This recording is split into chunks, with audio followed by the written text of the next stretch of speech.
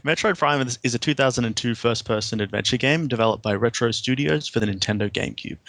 It is not only the first 3D entry in the Metroid series, but the first time, apart from Super Smash Bros., that its hero Samus Aran has been seen in a video game since Super Metroid from 1994. The game opens with Samus, the interstellar bounty hunter, pursuing the evil space pirates to a remote space station orbiting the mysterious planet of Talon 4.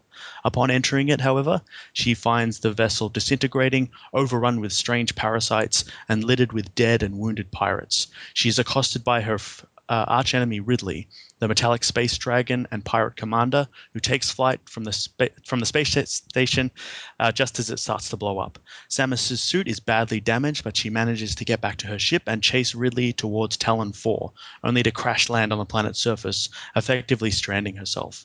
What follows is a game of exploration and investigation. Samus is determined to find out what the space pirates are up to and to stop them.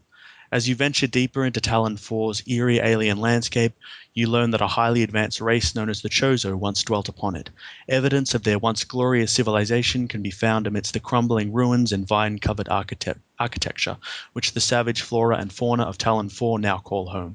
We learn from various carvings and artwork that at some point in the past, a terrible meteor crashed into the planet, poisoning its waters and air via a powerful radioactive substance called phazon, which created mutants of the native wildlife and caused the surviving Chozo to evacuate the world in horror.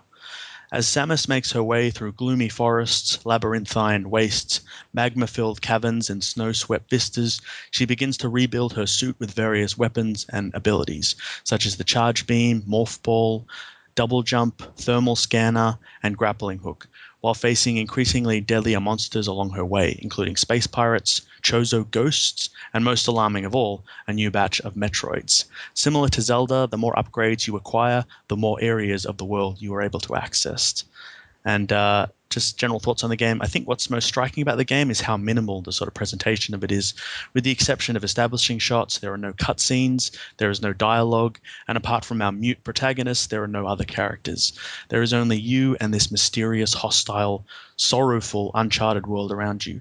The gameplay is enveloped by feelings of isolation as you contemplate what is essentially a post-apocalyptic world, which sort of reaffirms the harsh fragility and temporality of life, and the great civilizations of the past and future are a mere flash in the pan compared to the chaos and silences of the universe. Potentially, you could play the game without ever realizing there was a story behind it. You could just make your way through the areas, defeat the enemies, collect the items, and clear the game, and it would still be an awesome, addictive experience. However, to get the most out of the game, you have to explore the world. The stories of the Chozo and the space pirates are written everywhere, across every crumbling wall and in every research station. But but you have to stop and scan them with your visor to appreciate what is actually going on beneath the surface. And you should, because it's through this act of stopping and observing the world around you that makes Metroid Prime an incredibly thoughtful, haunting experience. And that's the point of the game. It's what distinguishes it, apart from having really stunningly sort of detailed visuals and this brilliant, flowing, interconnected level design, great music, incredibly fun, addictive gameplay, and great sort of strange enemies to encounter. The game is just this sort of triumph of atmosphere, in my opinion. And that's why I love it. Has anyone else played I it? also love this game. Yes, I've played You played it? Metroid Prime Trilogy. Yeah, Oh yeah, and that's great. Yeah, that's sort of compilation for the Wii that upgrades the graphics a bit and puts it in widescreen and adds the Wii sort of aiming controls to it, which I think improved it. So I was confused. I thought this was like a platformer game, but it looks like it's a first-person shooter instead. It's interesting it's a because hybrid, isn't it? Yeah, it is. It was sort of controversial at the time because the original Super Metroid was a side-scrolling platform, and we saw some of the Nintendo franchises being converted into 3D with games like Mario and Zelda, and people were skeptical about them, but they got used to it and they loved the sort of adaptation to 3D. But this took it almost a step further and put it into a first-person shooter style, and people were very skeptical about that, especially the fact that this studio that nobody had ever heard of. But I think it works brilliantly because it's not really a first-person shooter like any other. Combat is a part of the game, but it's more about like the mechanics are a bit different. You can actually lock onto your target like Zelda 64 and sort of strafe around them. So it's more about figuring out how to defeat the enemies as though they were a puzzle, trying to avoid damage basically is the name of the game. But combined with the combat it's more emphasis on platforming, sort of 3D platforming like Half-Life or Portal or something, as well as exploration and yeah. I think it's So interesting wait, that the 3D games were so there was so much worry about them before they came out. Since I feel like nowadays the big original 3D games of those franchises like Mario and Zelda and Metroid are kind of lauded as some of the best games ever made, like Mario 64 and Ocarina of Time and Metroid Prime. Yeah. but I'm And just They really got lucky or well designed. Sorry. And I think it Yep. captures the spirit really well. Like it is obviously a different game. Like side-scrolling for all of these games is obviously a different mechanic, but it somehow sort of captures the spirit of it in a way. The idea of this, like the atmosphere, I think, is what people sort of notably identify about the Metroid game. It has this really eerie alien atmosphere where you almost play like this sort of archaeologist, sort of unearthing these destroyed civilization, as well as this sort of detective trying to figure out what the evil space pirates are up to, and feelings of isolation, like you're all alone on this alien planet. And I think it captures that really well. And there's all these throwbacks to the earlier games, and all the items and the music cues are really sort of nostalgic. And also the morph ball thing, which is like one of the funnest sort of mechanics in any game, because 95% of the game is in sort of first person shooter mode, but every now and then you'll have to go into a morph ball, which is basically Samus sort of transforming into a little ball to enter small pipes and spaces, and you can go up metallic rails, things like that, which is really sort of fun. Take it back to that platforming level, because a lot of these sequences are 2D sort of side-scrolling, making your way through pipes and things. So that's a really fun throwback, I think. So I'm just confused because I thought that Samus had like Chozo DNA spliced into her from the Chozo, but if She the did, Chozo yeah. She was sort of. I think she was an orphan, and she was taken under the wing of the Chozo as a child. Yeah. Yeah. But this So- was sort of the Chozo was sort of this race that exists in the universe that are very old and ancient, and they have sort of colonies all over the place. And she was Okay. fostered by them at one point, but then the space pirates attacked and wiped them all out, and she sort of swore vengeance against the space pirates. So, and now at this point, the Chozo sort of fled. They haven't been destroyed, but no one really knows what's happened to them, and there's sort of evidence of their former civilizations all over the place. And this is one example, but they're not really much of a present part of the sort of center galactic federation part of the universe. They're just sort of on the outskirts, sort of a part of the legends and the mythology of this world. okay. It's kind of implied Like- that like they Children of the Forest or ascended to a higher plane of existence. That they just Yeah, sort of vanished. That was sort of some of the lore is. I mean, this game is filled with so much lore. It's fascinating sifting through it all and figuring out what happened to the Chozo. But there's also info you get in the instruction manual and stuff, and it's cool. It's very sort of literate. It's like reading a book or something, and you learn about the Chozo were once the rulers of the universe, but they became sort of horrified at the violence of the universe, and Talon 4 was almost this retreat. They wanted to retreat back to this natural environment and live in harmony with nature, but eventually it too was sort of corrupted by this meteorite covered in Phazon, and that's sort of the theme of the Metroid Prime trilogy. Phazon is this evil presence in the universe. It's like this cancer that's basically attacking various parts of the world and corrupting it, and the space pirates are trying to mine it and turn it, weaponize it, use it as their own technology. So yeah, that's why it's part of this. I think it seems like the game, even now, the whole style and theme of it is so unique compared to a lot of other stuff. Just the way it has these sort of anthropomorphic animals in this sort of like weird, twisted way that you wouldn't expect, and you're fighting this giant dragon and these bugs and things, and it feels, especially for its time, it feels so its own compared to some of the other games. I think there's a lot of inspiration from the Alien films, because Sure, yeah. even Ridley is a sort of seems to be a nod to. Oh yeah. Scott. But a lot of the faces of the aliens seem reminiscent of the monsters in Aliens, like Ridley. But also there's this creature, I can't remember, he appears in the snow level, but he looks exactly like an alien, sort of this sort of giant wombat version of the alien from Alien. And the Metroids, of course, are like the face huggers. They latch onto your face and suck your energy out. So there's a lot of allusions to Alien, I think, and the sense of isolation that the game cultivates. It's really cool. I think they were inspired by Alien to turn Samus into a girl, because that's when Maybe, Alien yeah. came out. Yeah. And Yeah, they were like, like Ripley, hey, yeah. it was just like a Ripley, yeah. robot or a male cyborg thing in a suit when they were designing. They're like, hey, why don't we just put it in this Easter egg that it's a girl if you finish it fast enough? And yeah, she became the first female character of video gaming, pretty much. And she's a bit of a non-entity, like apart from Other M, which tries to give her backstory and psychology. But for the most part, she's We don't talk about Other M. She's like Link, basically. She's just an avatar. Yeah, for the or character. Gordon Freeman, a female Gordon Freeman.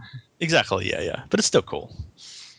I really like the scanning aspect of it because you have the scan visor, and so whenever you enter a new room, the first thing I do is put my scan visor on and see what I can scan. And so, like, you look at the enemies, and it'll tell you like what the weak points of the enemies are, but then it also just has this backstory of where this enemy comes from, have they been modified by Phazon. It's just lore, lots of lore, and it's just such a nice organic way to learn about things. It's so nice. It just adds this really nice dimension to the game because you start with these two visors at the beginning of the game, the combat visor and the scan visor, and it sort of represents, I guess, the tension in how you approach this game compared to other first-person shooters. You can look at it as how do I defeat this enemy? What's the strategy that I need to bring this foe down?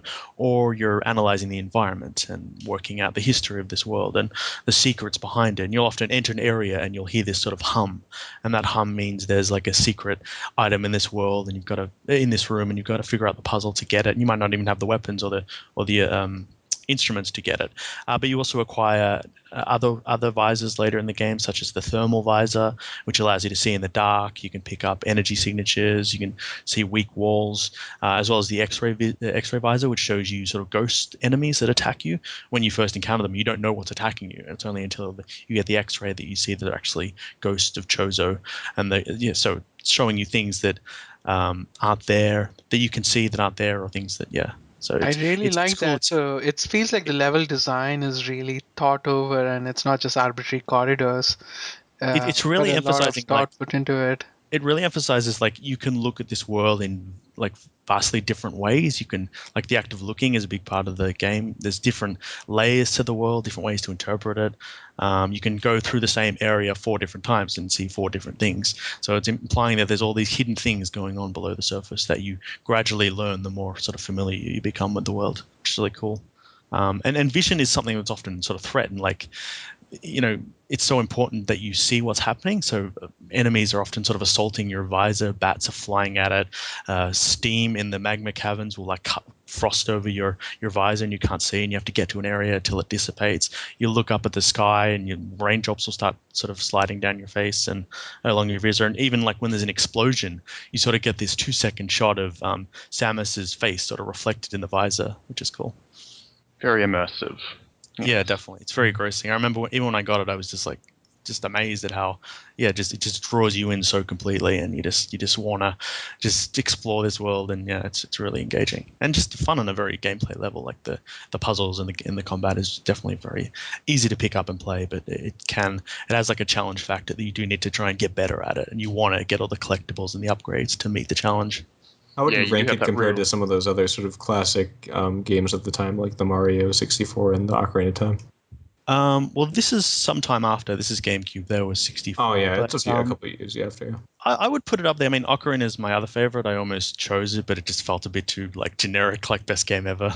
It's like the Citizen Kane, I guess, of video games people most associate with. But it's definitely up. It's like alongside Ocarina of Time as one of my favorites. And it's very similar. I would compare it to games like Portal and Half-Life. If you like those games, you'll really like Metroid Prime, I think. If you like good games, you'll like Metroid Prime. How does it hold up, do you guys exactly. think? In terms of graphics and gameplay, do you think it holds up pretty well? Well, the last time I played it was when I bought the Metroid Prime trilogy, I think 2009, and I loved it. I thought it held up brilliantly. Like, obviously, I think at the time it was probably one of the best looking games in terms of graphics, which is probably one of the last times you can say that for a Nintendo console. But I think it holds up really well. Like, some of the textures are sort of smudged, but overall the design is so well crafted. It's so detailed. As even in the second one's wasn't as well received, but you can go up to little areas of the world and just see little insect robots going about their business. They have no relation to the game, but you can just go up and see life existing completely outside your frame of vision. So there's so many details that you would probably never pick up on unless you stopped and sort of sort them out.